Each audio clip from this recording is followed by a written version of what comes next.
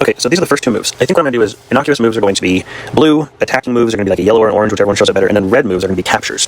So first two moves, they're white, I'm black, so they open with that knight. Already, I don't know what they're doing.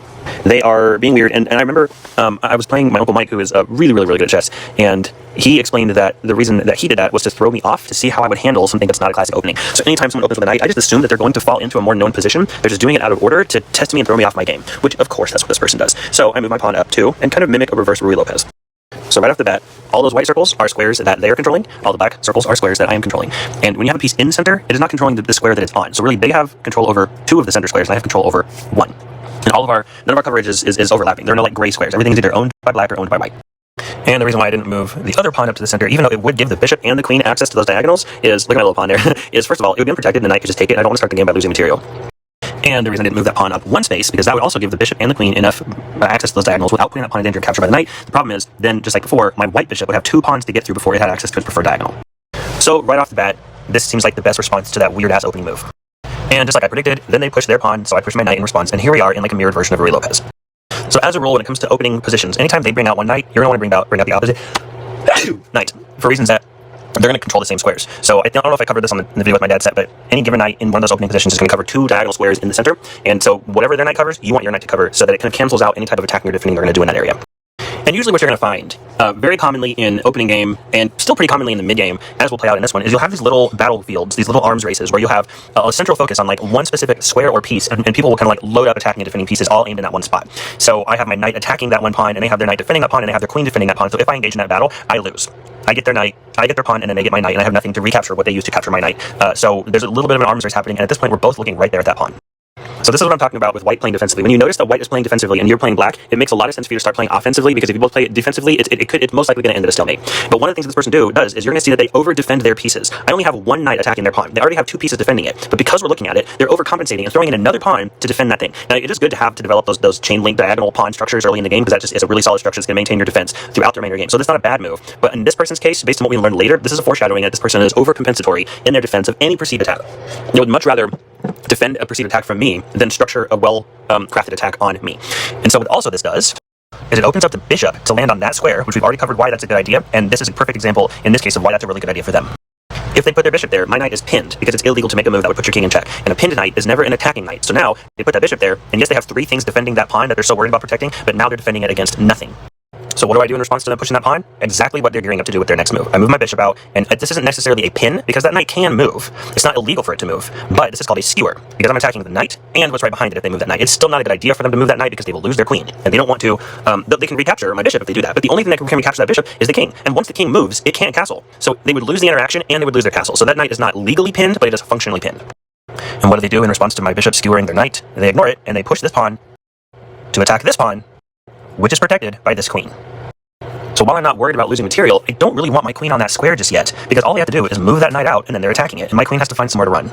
So I played it safe, and brought up the pawn to defend the pawn that was being attacked. Not only does that give me the same diagonal chain link pawn structure that they have, but it also affords my queen the opportunity to jump on this diagonal, which could be a powerful thing to do, because right now, they're much closer to castling towards the left than the right. They'd have to get three pieces out of the way to castle on the right, and you'd have those two pawns missing, so it would be a pretty weak castle. So if they're going to castle to the left. So gearing up for that, I'm opening the opportunity for my queen to jump into that area. Now you might be thinking, but isn't that knight covering two of those spots? My queen doesn't really have access to that part of the board as long as that knight's sitting there, and you would be correct. So yes, my bishop would have to take that knight first in order for that to happen. But either they retake with their pawn, and I go ahead and slide my queen over there, and now they've got a big hole in that side defense, they've got stacked pawns, and I've got a queen sitting there ready to pounce. It's a bad situation for them. Or they retake with their queen, securing the ability to castle over there once they move their bishop, but leaving that whole orange area completely vulnerable to attack when the queen is kind of the only thing that can save them from a lot of the things I would do over there. So those are the things that you're looking at anytime you play chess. When you want to make a move, you're going to look at what that opens you up to and how might they respond, or what might need to happen in order for you to execute on what you've been opened up to. So all those last slides were happening in the back of my head when I made this little tiny move and just decided to push my pawn. So what did they do in response? They took my pawn with theirs. And I did defend with my queen, as you can see, instead of the pawn that I explicitly brought out to defend it. Why? 2 moves ago, I was like, I don't want my queen to be out in the open this early in the game. But here's the deal. With that pawn push, opening up that queen file, kind of implicitly put that knight in danger on their radar. When my queen's headed that direction, they know that for that to be an effective move, I'm targeting that knight. So bring the queen up into this space puts double pressure on that knight. Not just from the bishop that's got it skewered to the queen, but now from my queen as well. Part of my reason for doing this is to test my theory that I already have at this point in the game, that this person is an over-defender. So there are 2 pieces defending this knight, and now there are 2 pieces attacking this knight. So if I attack with my bishop, they defend with their pawn, I take back with my queen, they take back with their queen. When there are an even number of attackers and defenders, the defender will always come out on top. And theory confirmed. They would have won that exchange already, but they saw that that knight was in trouble, and they over-defended. Now that does afford them the ability to castle, which you can tell they really want to do at this point. But it also weakens the defenses of the pawn in that position. That knight is really stuck there, because if they move that knight, my queen's going to come in and capture that pawn, which then also attacks that undefended rook, and there's nothing they can do about it. Before they moved that bishop, it was protecting that square. The knight was skewered to the queen, but that pawn was protected. So yes, they did move the bishop to defend that knight, but they ultimately weakened the defenses of the more important rook, which if I were to exploit, their only safe bet would be to move that king out in front of the queen in broad daylight, so that their queen could protect their rook from my queen. Their whole structure would be a complete mess. But again, that's all the stuff that you have in your head in response to this. This is where we're here now. This is where we're here now. This is where we're here now. They move the bishop to triple protect the knight that is only double attacked.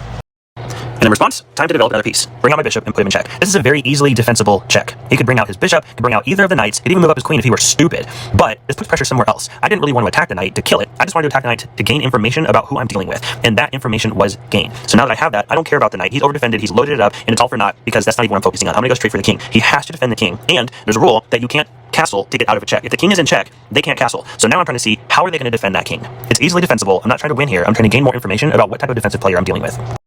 They bring out their bishop, creating a nice solid wall of pieces for that king to hide nicely behind in lieu of being able to castle just yet, attacking my bishop, which is then protected by my knight, so it would be an even trade, a 3-for-3 trade-off. And instead of waiting for him to take mine, since I'm now very clearly on the offensive, I just went ahead and took his bishop with mine, and then he countertook with the queen. Now he could have countertaken with either of those knights, but he moved in the queen. And this is a power move. It's bringing out the big guns when you don't actually have to. If they had brought out the knight, they would still have that nice solid wall of pieces for the king to hide behind, but it's them basically saying, I'm going to bring out the big guns, I'm trying to scare you off, back the hell off. And since he decided to weaken his defense with a scare tactic, I decided to switch gears. You can tell I'm attacking from two different angles here, and I'm kind of swapping back and forth, kind of to put the tension on both sides to see what they're going to do about it. And smartly, they retake with their bishop instead of the pawn, because if they had done it with their pawn, I could still slide my queen all the way to that far left file and put them in a bad spot, and plus putting the bishop here then attacks my queen in a way where I can't just counterattack the bishop because it's protected by a pawn. This is where we start to enter the mid-game. What's happened so far is I've basically launched a couple of different soft attacks, and they've been defended away to the point where the king's not in any immediate danger anymore. But look at their defenses. The king is surrounded by, well, nothing. And if he does castle, my queen is right outside, directly knocking on his door. It would need some support from my knight since my bishops are both gone and my rooks are still tucked away behind my pawns, and we can tell that at least 3 moves away, not including the time it would take for me to get that bishop out of the way to stop defending the pawn, and barring any opportunities they would have to see that coming and just push the pawns into a pyramid structure to have them defend themselves. But what we've already established is that I have a 2-pronged attack technique, and it wouldn't be that hard for me to pull it off. So once again, this is where we are. I move my queen there, kind of out of harm's way, but also as a way of saying, think twice before you castle, because we both know I'm gunning for this half of the board. There's not very much happening on the other side, and it doesn't even look like I'm looking over there. So they do this. Not sure why. Maybe they're trying to match my energy. Beats me. I don't really know what they were trying to do here. My guess is they're trying to return the favor from what I did earlier with a 2-pronged attack to my knight that's only defended by 1 pawn. I mean, let's say they do that. Bishop takes my knight, my pawn recaptures the bishop, and the queen comes down and then recaptures my pawn. This would be a nice fork, because they're simultaneously attacking my undefended rook and putting my king in check, and I have to protect my queen. I can't bring my queen in to protect because that's not her line of sight. I have nothing to capture the queen. I can't bring my knight in. I would basically just have to move my king up a square, then they would feel free to come and take that rook, and then my other knight would be pinned because if I move it, she'll sweep in and take the other rook. But that could all be prevented if I had moved my knight to this one square to provide extra coverage to the square in question. So that's exactly what I did. Crisis averted. I don't know if they were thinking that that's what they wanted to do. Don't know if they realized it was that easily defensible. But the bonus here is that I am now available to castle, which I'm going to want to do since they seem to be getting pretty aggressive, and they just shifted the queen into the other side. So castling on the left puts more distance between my king and the queen, and kind of just puts it in a place where it can just kind of sit out the rest of the match. So now that knight in question in this little skirmish is twice attacked and twice defended, and because it's an even stack up, I win. Bishop takes, pawn takes, queen takes, knight takes. So because we're both at a standstill, and we both have an opportunity to do so, we both castle. Okay, so this is where we get into the end game. The opening is creating a stable structure where all the pieces kind of have each other's back, your main pieces are developed, your pawns have a tight linkage with each other, and you're kind of setting yourself up for a mathematical advantage. The mid-game is where you start testing each other, you start poking, prodding, punishing each other a little bit to kind of see what each other's made of. You're sizing each other up. This is, if this were boxing, this is where your little tiny jabs and your bobbing and weaving happens. This isn't going for the knockout blow. Yeah, there are a lot of exchanges, a couple of little skirmishes, you know you're going to lose a lot of material in the mid-game, and you have to kind of see some of it as expendable because that's the toll you pay to get information about your opponent that will help you in the end game where every piece matters. And it's never a bad thing for the board to clear a little bit so you can see your lines more clearly. And so it has a lot of open space, so this is setting up to be a pretty tactical end game. So in addition to sizing up your opponent and clearing the board a little bit, another major function of the mid-game is how can I castle my king and prevent them from castling theirs. If you are castled and their king is just all kinds of tied up and you force them to move out of that spot, or you force that rook to move because you can't castle if you move the rook either, they both have to be unmoved. If you can get them to forfeit their castle and then you castle, you're in a really, really good spot. It's not hard to win at that point. But once both kings are castled, basically the rest of the game is us figuring out how can I checkmate that king, because that is ultimately the goal. And it's really difficult to checkmate a castled king if you're not prepared. Notice I am prepared. My queen is still sitting there staring right at him through a pawn because I saw this coming. They didn't. Most of their firepower is on the opposite side of the board from my king and can't really do anything at all. Another advantage of moving that knight out is we're just doing something called squaring up. When your rooks can see each other, they are at their most powerful. And other than both kings being castled, other than the castling, another telltale sign that you're in the endgame is that the rooks start to be able to see each other. And if you notice, rooks don't normally even start to mobilize until the endgame. They are the supporting cast for your final plays. So my go-to endgame strategy, if I've set it up right to have this as an available option, is just to pester their queen. People at this level really don't want to lose their queen, as you'll see. And so what my favorite thing to do is to move their pieces around the board and then strategically place mine as I go. So I have 2 knights and a queen that I can then use to move their queen all over the board and continue to have them focused on keeping the queen safe. They're not even realizing that I'm creating what's called a mating net, which is not what it sounds like. It's simply a kind of structural scaffolding you build with your pieces to slowly but surely minimize the escape routes for your king, so that when you move in for the kill, you actually get a kill shot. I don't even remember if I stayed with this moving the queen around, but this has become a signature me move at the beginning of the end game. Just start pestering the queen. Just start seeing how much I can scoot her around the board while then strategically moving my places to prepare for the kill shot. They pull a double whammy. They move their queen to safety while also attacking the knight that I used to attack the queen. At the moment, it was unprotected, so what did I do? I took that defending knight and just scooted it on up to defend that knight. Now they're defending each other. And bishop does what bishops would want to do this whole game. Kill something. So it does. And they made an assumption here. Whenever you kill something on this rank of the board, it is assumed you're going to recapture it with one of the pawns that's behind it. And similarly, people generally tend to assume that you're going to capture with the lowest value piece possible. And that's a crossover from whenever we have those skirmishes, right? You have those skirmishes where there's one piece or one square in question, and we get in that arms race and we load up all of our attackers and defenders, all aiming at that one thing. When we start going in, if someone initiates that and we like capture, you generally go from your lowest value pieces to your highest value pieces, so that if it ends, you stick with your highest value pieces you can. So because that happens in skirmishes, people forget and think that happens all the time. So they very clearly made an assumption I was going to retake with my pawn, a 3-for-3 trade. And then without the defense of that knight that I just put there, my other knight will be free for the taking by the queen, and they would be up by 3 points. And so this move right here gave me everything I needed to know about why this person plays so defensively, because their offense sucks. They're based on assumptions, they don't pay attention, and they don't think it through. Obviously, I want to retake the bishop and maintain an even score, and I also don't want to leave a hanging knight, so I just retake the bishop with my knight. Problem solved. Now this is a pretty classic move, attacking those pawns in those corners. I was attacking the exact same pawn in his corner before. In fact, I still am. So this was a pretty expected standard response. That pawn was the only thing protecting that knight, so now that knight is once again undefended. This is also what's known as a fork because it's attacking 2 pieces at once, which is usually used to force the person to choose which piece they are going to lose, which then is a really good way of gaining information about what's valuable to them. The only problem is this is not an actual true fork because my rooks can see each other. So they're not going to sacrifice a 9-point queen to capture a 5-point rook. So this isn't really a fork, it just looks like a fork. It is another empty threat, a hollow scare tactic. It's just a simple attack from a queen on an undefended knight, which I dodge, not only bringing my knight to safety from the queen, but counter-attacking the queen with this knight. Because again, my goal here is to pester the queen as much as possible to get it to move around the board and get them to focus on keeping the queen safe so they forget to focus on keeping the king safe. And this is the song and dance. One feature about how these pieces move is that a queen and a knight can never both be attacking each other at the same time. They just don't have that kind of spread. So they're going to go back and forth between I'm attacking you, and then you move to a square where you're attacking me, and then I'm going to move to a square where I'm attacking you, and they just kind of go around and around. This is what I want. And they just capture 2 pawns in a row. I'm giving them a false sense of security by letting them just scoop up all that material and think that they're gaining something, because now they are 2 points ahead. This whole game, we've been even from a point standpoint, and now I'm just giving them material. So it kind of looks like I'm losing my mind a little bit, and I'm doing that to give him a false sense of security and also to keep his focus on that queen. And in response, I ignore it. You can have the knight. I don't need the knight. I'm going to focus on something else now. And of course, you can see that's a strategy that is kind of one of my things, is I get you to focus on a thing, and then I go start looking elsewhere. Because now they're torn. We were kind of locked in this little song and dance, this little game of cat and mouse, and all of a sudden I bring my rook out to look at something completely different. It's not all that different than what I did back here. Scoop my queen over to vertically attack up the file to a pawn up there on the top that was defending something that otherwise would have been very takeable. I've already shown my hand. This is the same move. Move another sturdy piece over to the side so they can look all the way down a file to a pawn at the other end that's defending a piece that would otherwise be very takeable. The idea is, once I get that rook up there, if I can find a way to bust through that pawn, then my queen and my rook are both looking at that one spot where if I put my queen there and it's defended by that rook, that's checkmate, that's game over. So I do this. It's not the strongest attack strategy, but it is an attack strategy, and this person is still in defense mode even though we're this far into the endgame. Look at how few pieces are on the board. They need to be thinking about how they're going to move in. They haven't touched their rooks, and their knight's just sitting there twiddling his thumbs. So they take the bait. I left my knight there completely undefended, saying, you know what, I've got bigger fish to fry. You take that knight, and I'm going to go ahead and attack you with my rook. And they're like, sure, I'm not scared. What are you going to do? Bust through a pawn that's heavily defended by another rook? I'm solid, man. Thanks for the free knight. And because I haven't touched her since I put her there, and I've been intentionally keeping the focus on the whole other half of the board, of course, they thought it was an actual free knight. It was never free. When I moved my knight there to attack the queen, I knew it was protected. And I was going out on a limb counting on the idea that they didn't even realize it was protected because they were so focused on that one little quadrant of the board and their top priority, which is protecting their most high value piece. It's a simple art of misdirection. She was invisible when this was going on. She was invisible when this was going on. She was invisible during this. And so she was invisible when I did this. So naturally, queen takes queen.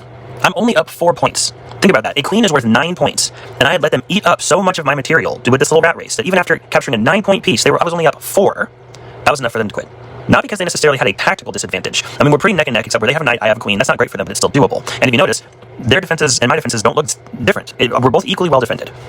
So this was still workable for them. But psychologically, they couldn't handle me having a queen and them not. So they fucking quit.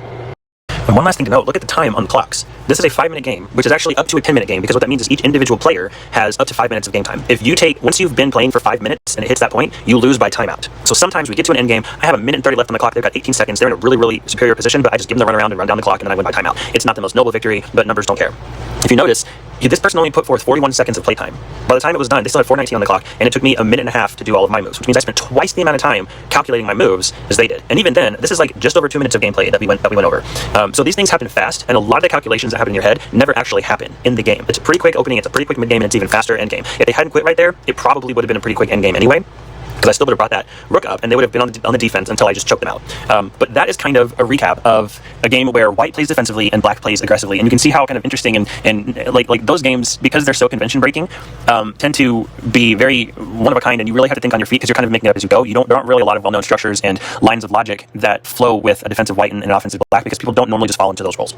But this has been a primer on just kind of like what it's like to play a chess match, what goes on, and again, this isn't a take notes, memorize this stuff, keep it all in your head, as it is I'm breaking it down so you can follow the philosophy, the vibe, kind of the mood of what it's like to explore the board as it plays out through all these little tiny micro mini games within the game, so that when you are on Duo and it says what's the best move, you don't have to know how to calculate all these things and remember all these things and all the what ifs and all the different lines of logic, but just kind of like the vibe. What is the mood? What are the kind of the things that people go after? What does it feel like to embody a person who's looking at this board and seeing not just what's on the board but the potential? And then sometimes what the move is that makes most sense will kind of just reveal itself, and you'll have kind of, if not a data driven, at least kind of a ballpark feeling of why the thing that Duo says is the best move, even though Duo doesn't actually explain it.